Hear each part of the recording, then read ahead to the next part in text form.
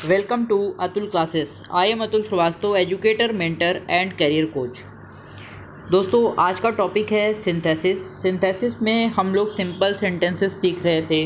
तो जैसा कि आपको पता है, हमारे चैनल पर आपको प्रॉपर कंप्लीट किसी भी सब्जेक्ट का एक कोर्स प्रोवाइड होता है।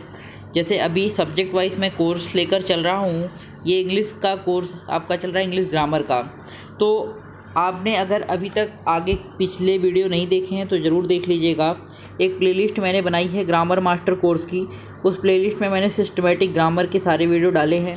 तो अभी उसी सीरीज़ में हम लोग आगे बढ़ रहे हैं। अभी तक हम लोगों ने सीख लिया था सिंथेसिस में सिंपल सेंटेंसेस सीख रहे हैं। सिंपल सेंटेंसेस के अंदर हमने कहा था 8 रूल होते हैं। 2 रूल हम पढ़ा चुके हैं और ये 3rd रूल है। तो आइए जानते हैं रूल नंबर 3 क्या कहता है। रूल नंबर 3, नाउन और जीरेंड से पहले प्रेपोजिशन का प्रयोग। रूल नंबर 3 हमारा कहता है कि यूजिंग प्रेपोजिशन बिफोर नाउन और जीरेंड। देखिए, सबसे पहले 2 वर्ड हमें यहाँ पे समझने होंगे और एक वर्ड हमारा है यहाँ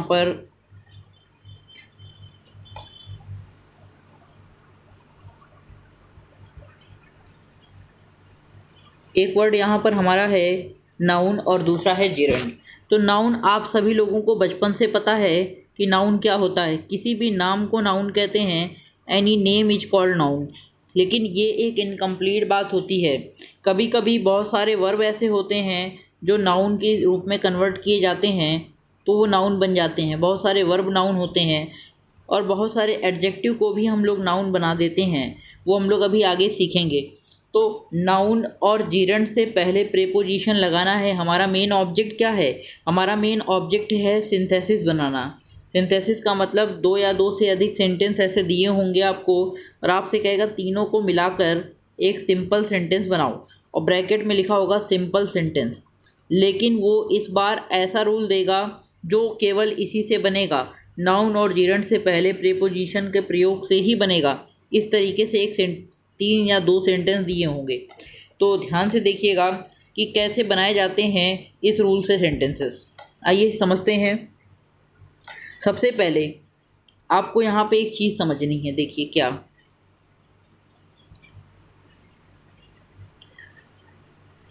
देखिए जीरेंड क्या होता है, लिखा हुआ है। देखिए जीरेंड वर्ब की फर्स्ट फॉर्म में आईएनजी लगा देने से जीरेंड बन जाता है।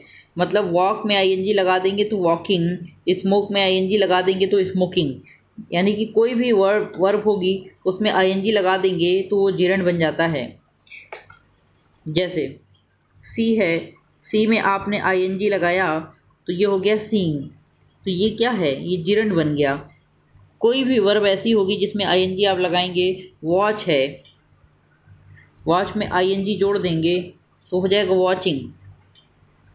वॉचिंग क्या है? वॉचिंग हमारा जीरेंड है। ठीक, नाउन हमें पता चल गया, जीरेंड पता चल गया। अब इनसे पहले हम कुछ प्रीपोजिशन लगाएंगे। प्रीपोजिशन हमको पता है, ऑन है, अपॉन है, एट है, बाई है।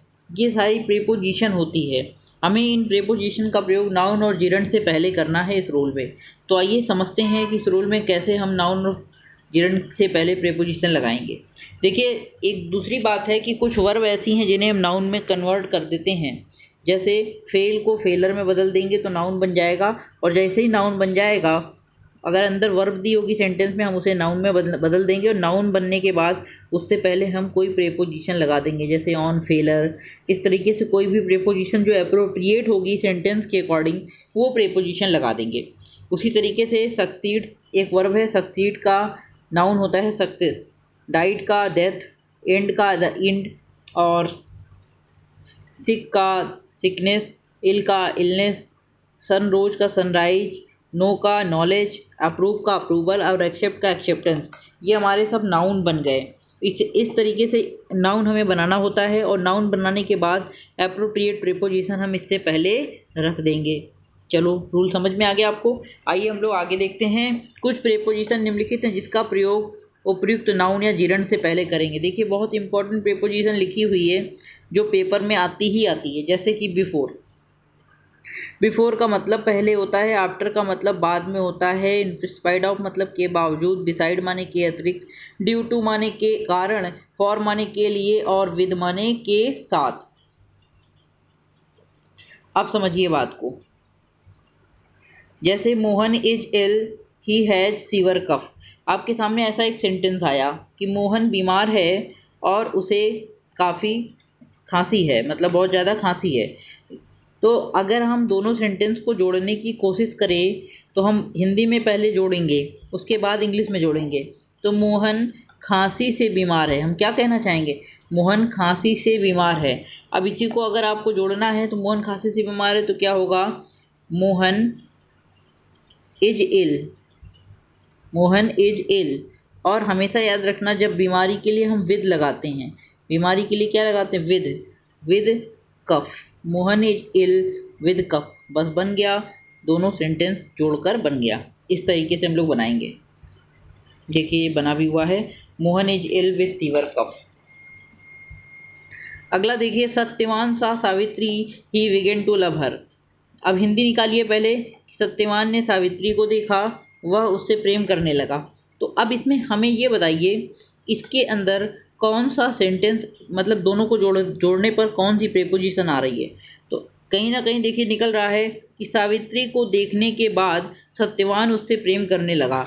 इस तरह से बन रहा है, देखने के बाद। और के बाद के लिए हमने ऊपर देखा था, के बाद के लिए देखिए, के बाद के लिए हमने ऊपर देखा था ये आफ्टर।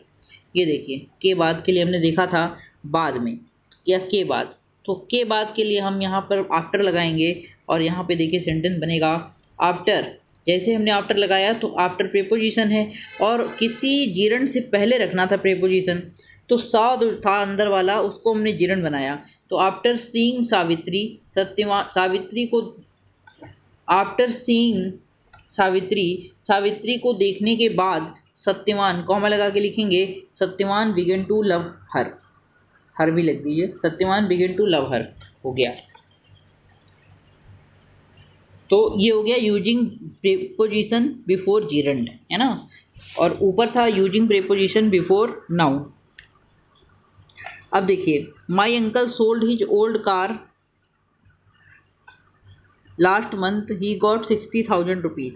याद रखिएगा, खरीदने बेचने के लिए फॉर प्रीपोजिशन का प्रयोग करते हैं।